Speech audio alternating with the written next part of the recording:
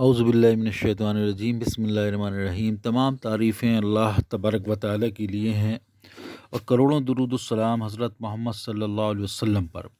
حضرت محمد صلی اللہ علیہ وسلم کے جنات کے متعلق اور بتوں کے متعلق جو معجزات ہیں، اس میں اگلی کڑی میں یہ آتا ہے کہ بازار ابو نعیم اور ابن اسد نے جبیر بن مطعم رضی اللہ تعالیٰ عنہ سے روایت کی ہے۔ وہ کہتے ہیں کہ نبی کریم صلی اللہ علیہ وسلم کے اعلان نبوت سے پہلے ہم موزہ بوانا میں ایک بت کے پاس بیٹھے ہوئے تھے۔ ہم نے بت پر ایک اونٹ ذبح کر کے چڑھایا۔ اچانک بت کے پیٹ سے اس طرح کی آواز آئی کہ خبردار، ہوشیار ہو جاؤ، بڑی تعجب خیز اور حیرت ناک بات ہے۔ پہلے آسمانی خبروں کو جن چرا لایا کرتے تھے، لیکن اب ان کی یہ چوری ختم ہو گئی ہے، کیونکہ اللہ کی وحی اترنے لگی۔ اب چرانے والے جنوں پر انگاروں کی مار پڑتی ہے، کیونکہ مکہ میں احمد صلی اللہ علیہ وسلم نام کے ایک نبی برحق پیدا ہوئے ہیں۔ وہ مدینے کی طرف ہجرت کریں گے۔ جبیر کہتے ہیں کہ ہم سخت تعجب کرتے ہوئے وہاں سے اٹھے، اور اس واقعے کے چند ہی روز بعد حضرت محمد صلی اللہ علیہ وسلم نے نبوت کا اعلان فرمایا۔ ابن شاہین وغیرہ محدثین کی روایت ہے کہ جواب بن حارث رضی اللہ تعالیٰ عنہ کہتے ہیں کہ ایک جن سے میری دوستی تھی، وہ غیب کی خبریں بتایا کرتا تھا۔ ایک دن وہ جن میرے پاس آیا اور میں نے اس سے کچھ سوال کیا۔ اس نے حسرت سے میری طرف دیکھ کر کہا کہ اے جواب، تعجب خیز جواب سن لے کہ محمد صلی اللہ علیہ وسلم کی کتاب لے کر مکہ میں بھیجے گئے ہیں۔ لوگوں کو اچھی باتوں کی طرف بلاتے ہیں، لیکن لوگ ان کی بات نہیں مان رہے۔ میں نے کہا کہ میرا سوال کچھ اور ہے اور تمہارا جواب کچھ اور۔ یہ سن کر جن نے کہا اچھا، تم جلدی ہی میری بات سمجھ لو گے۔ یہ کہہ کر وہ چلا گیا۔ کچھ ہی دن کے بعد نبی کریم صلی اللہ علیہ وسلم نے نبوت کا اعلان کیا، اور اسی طرح کا واقعہ ابن شیبہ نے بھی جمعہ بن عثمان غفاری رضی اللہ تعالیٰ عنہ سے بھی روایت کیا ہے کہ قبیلہ غفار میں ایک کاہن تھا، اسے بھی اس کے ایک جن ساتھی نے حضور صلی اللہ علیہ وسلم کی نبوت کی خبر دی اور رخصت ہو گیا۔ ابو نعیم سے روایت ہے کہ ایک روز حضرت عمر رضی اللہ تعالیٰ عنہ محفل میں بیٹھے ہوئے تھے۔ اتنے میں ایک شخص آیا۔ حضرت عمر رضی اللہ تعالیٰ عنہ نے فرمایا کہ تیرے چہرے اور حلیے سے ایسا معلوم ہوتا ہے کہ تو پہلے کاہن تھا اور جنوں سے تیرا تعلق رہا ہے۔ اس نے کہا کہ ہاں۔ عمر رضی اللہ تعالیٰ عنہ نے پوچھا کہ اب بھی تمہاری دوستی ان جنوں سے ہے؟ اس نے جواب دیا کہ اب نہیں ہے۔ واقعہ یہ ہے کہ دین اسلام کی شہرت سے پہلے ایک دن میرا ایک ساتھی جن میرے پاس آیا اور اس نے کہا کہ اے سالم، ظاہر ہو جا، ہمیشہ رہنے والی بھلائی نمودار ہو گئی۔ یہ کسی سونے والے کا خواب نہیں، بلکہ حقیقت ہے کہ اللہ سب سے بڑا ہے۔ ایک دوسرا شخص اسی مجلس میں موجود تھا۔ اس نے بیان کیا کہ اسی طرح میرے سامنے بھی ایک واقعہ پیش آیا۔ ایک دن میں چٹیل میدان میں جا رہا تھا، جہاں آگے پیچھے کوئی انسان نظر نہ آتا تھا۔ اچانک ایک اونٹ سوار میرے سامنے آیا اور اس نے بلند آواز میں کہا، اے احمد صلی اللہ علیہ وسلم، اللہ بڑی بزرگی والا ہے۔ اللہ نے تم سے جو نیکی کا وعدہ فرمایا ہے وہ پورا ہو گیا۔ یہ کہتے ہی وہ اونٹ سوار میری آنکھوں سے اوجھل ہو گیا۔ ایک تیسرا انصاری شخص اس مجلس میں موجود تھا۔ اس نے بھی اسی طرح اپنا ایک واقعہ بیان کیا کہ میں ملک شام میں ایک چٹیل میدان کا سفر کر رہا تھا کہ اچانک چند اشعار سننے میں آئے، جن کا مطلب یہ تھا کہ ایک ستارہ چمکا جس نے مشرق یعنی پورب کو منور کر دیا، روشن کر دیا۔ وہ ایک رسول صلی اللہ علیہ وسلم ہیں۔ جو شخص ان کی پیروی اور تصدیق کرے گا نجات پائے گا۔ اللہ نے ان کی نبوت کو اور حق بات کو ثابت کر دیا۔ فاقہی نے اخبار مکہ میں عامر بن ربیعہ رضی اللہ تعالیٰ عنہ سے، ابو نعیم نے ابن عباس رضی اللہ تعالیٰ عنہ سے، اور دوسرے محدثین نے عبد الرحمن بن عوف رضی اللہ تعالیٰ عنہ اور دیگر صحابہ رضی اللہ تعالیٰ عنہ سے روایت کیا ہے کہ ایک بار مکہ کے پہاڑ ابو قیس سے بلند آواز کے ساتھ چند اشعار اسلام کی برائی میں سنے گئے۔ یہ جن کی آواز تھی۔ اس میں یہ مضمون بھی تھا کہ مسلمانوں کو مار ڈالو، شہر سے نکال دو، بت پرستی مت چھوڑو۔ کفار بہت خوش ہوئے اور اتنا کر کہنے لگے کہ غیب سے بھی تمہیں قتل کرنے اور شہر بدر کرنے کی آوازیں آ رہی ہیں، حکم ہو رہے ہیں۔ مسلمانوں کو اس سے بڑا صدمہ ہوا۔ نبی کریم صلی اللہ علیہ وسلم کی خدمت میں یہ واقعہ بیان کیا گیا تو آپ صلی اللہ علیہ وسلم نے فرمایا کہ تم اطمینان رکھو، یہ آواز مسر نامی جن کی تھی، بہت جلد اللہ اس کو سزا دے گا۔ تیسرے دن حضور صلی اللہ علیہ وسلم نے مسلمانوں کو خوشخبری دی کہ آج ایک بہت بڑا جن سہا نامی میرے پاس آ کر مسلمان ہوا، میں نے اس کا نام عبداللہ رکھا، اس نے مجھ سے مسر کو قتل کرنے کی اجازت چاہی تو میں نے اجازت دے دی، آج مسعر مارا جائے گا۔ مسلمان خوش ہو کر انتظار میں تھے کہ شام کے وقت اسی پہاڑی سے چند اشعار بلند آواز کے ساتھ سننے میں آئے، جن کا مضمون یہ تھا کہ ہم نے مسر کو اس وجہ سے قتل کر دیا کہ اس نے سرکشی کی، حق کی توہین کی اور برائیوں کا راستہ بتایا اور رسول پاک صلی اللہ علیہ وسلم کی شان میں بے ادبی کی۔ میں نے ایک چمکتی ہوئی تیز تلوار سے اس کا کام تمام کر دیا۔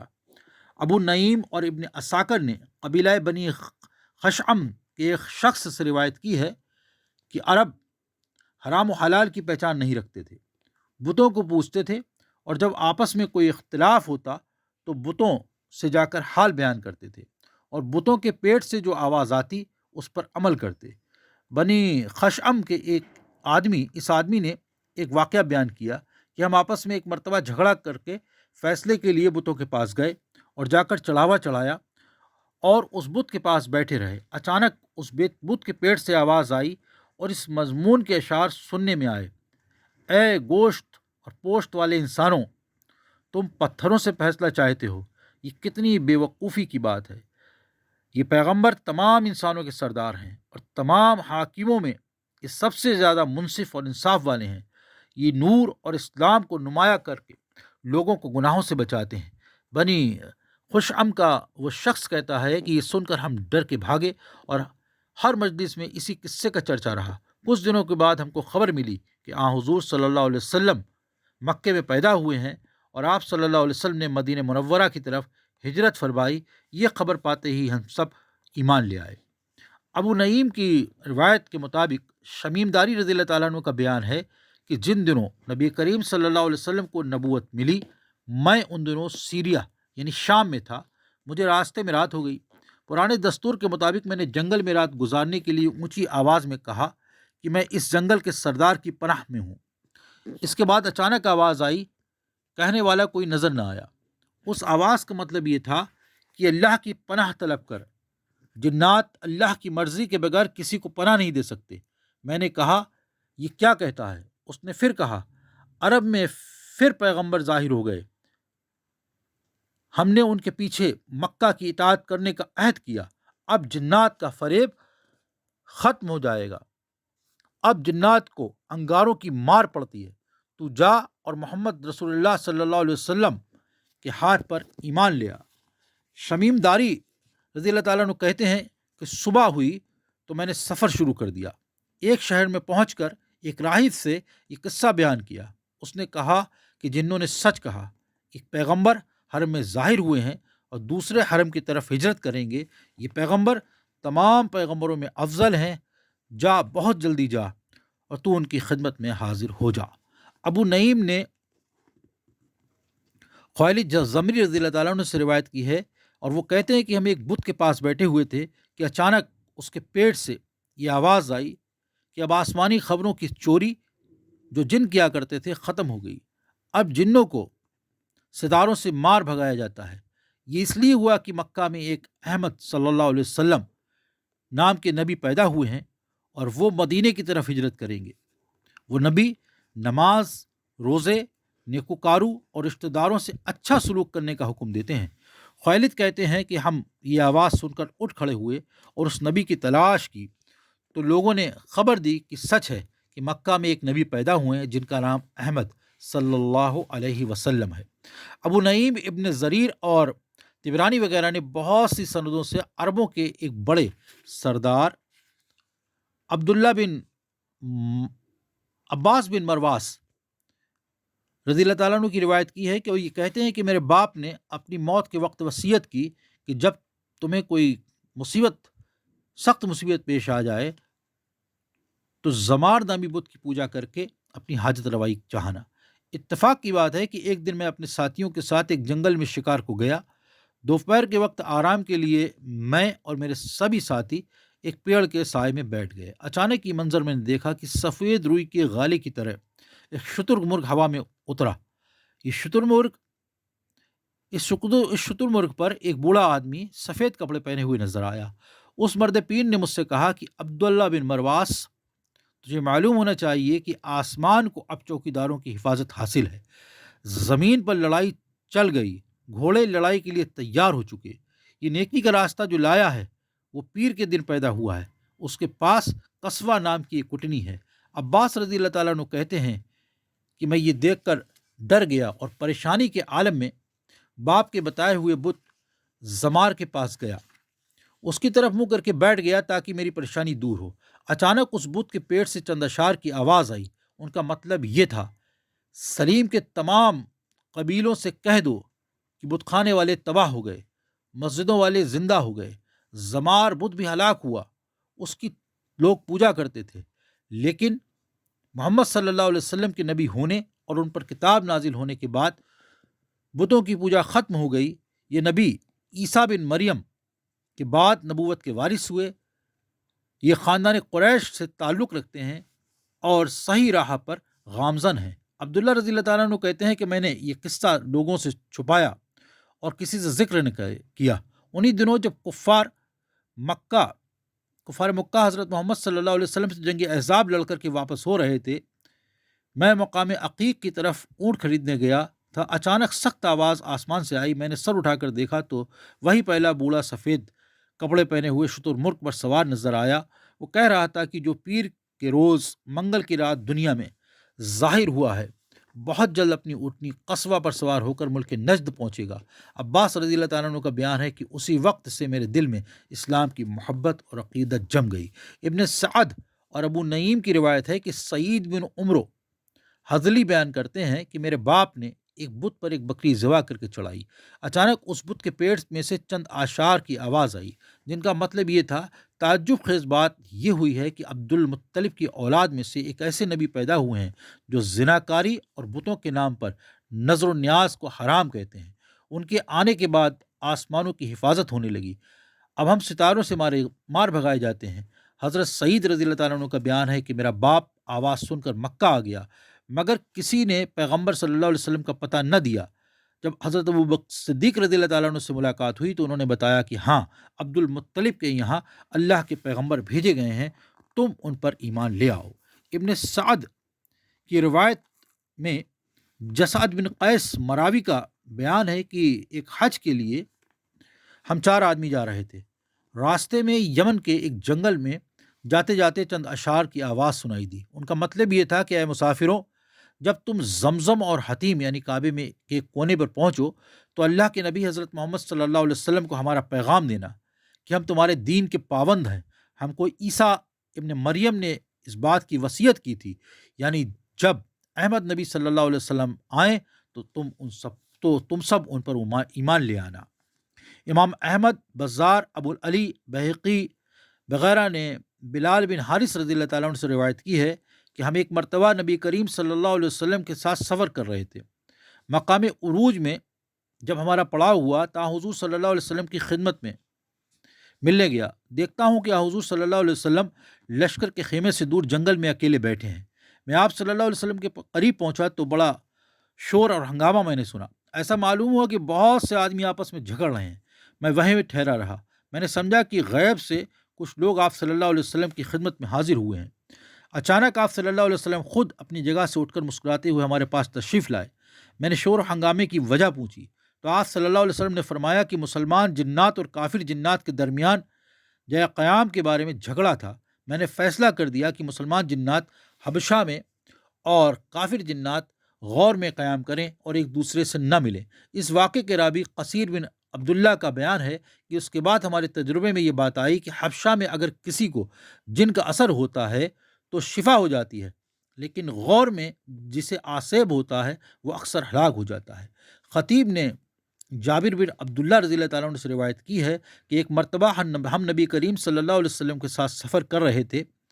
آرام کی غرض سے حضور صلی اللہ علیہ وسلم ایک کھجور کے درخت کے سائے میں بیٹھے تھے کہ اچانک ایک کالا سانپ آیا اور آپ صلی اللہ علیہ وسلم کے پاس پہنچ کر اپنا منہ حضور صلی اللہ علیہ وسلم کے کان کے سوراخ کے پاس لے گیا۔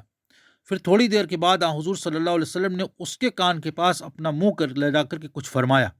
اس کے بعد وہ سانپ ایسا غائب ہو گیا کہ گویا اس سے زمین نکل گئی۔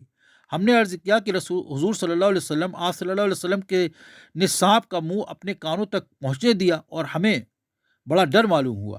تو آپ صلی اللہ علیہ وسلم نے فرمایا کہ وہ جانور نہ تھا بلکہ جن تھا، فلاں صورت کی وجہ سے فلاں صورت کی ایک آیتیں بھول گیا تھا اور انہی آیتوں کی تحقیق کے لیے جنوں نے اسے میرے پاس بھیجا تھا۔ تم لوگ موجود تھے اس لیے وہ سانپ کی شکل میں آیا اور آیتیں پوچھ گیا۔ جابر کہتے ہیں کہ اس کے بعد حضور صلی اللہ علیہ وسلم روانہ ہوئے اور ایک گاؤں میں پہنچے۔ وہاں کے آدمی آپ صلی اللہ علیہ وسلم کی آمد کی خبر پا کر آپ صلی اللہ علیہ وسلم کے منتظر تھے۔ آپ صلی اللہ علیہ وسلم کے پاس پہنچے تو انہوں نے عرض کیا کہ اللہ کے رسول صلی اللہ علیہ وسلم، اس گاؤں کی ایک نوجوان عورت پر ایک جن عاشق ہو گیا ہے، اسے اتنا پریشان کر رکھا ہے کہ نہ کھاتی ہے اور نہ پیتی ہے، مرنے کے قریب ہے۔ جابر رضی اللہ تعالیٰ عنہ کہتے ہیں کہ اس عورت کو میں نے دیکھا، ایسی خوبصورت تھی جیسے چاند کا ٹکڑا۔ حضور صلی اللہ علیہ وسلم نے اسے بلا کر فرمایا، اے جن، تجھے معلوم ہو چکا ہوگا کہ میں محمد صلی اللہ علیہ وسلم ہوں، اللہ تبارک و تعالیٰ کا بھیجا ہوا رسول ہوں۔ اس عورت کو تو چھوڑ دے اور یہاں سے تو چلا جا۔ آپ کا یہ فرمانا تھا کہ وہ عورت اچھی ہوشیار ہو گئی اور فوراً ہوش آ گیا۔ اس نے منہ چھپا لیا اور مردوں سے حجاب کر کے شرم کرنے لگی۔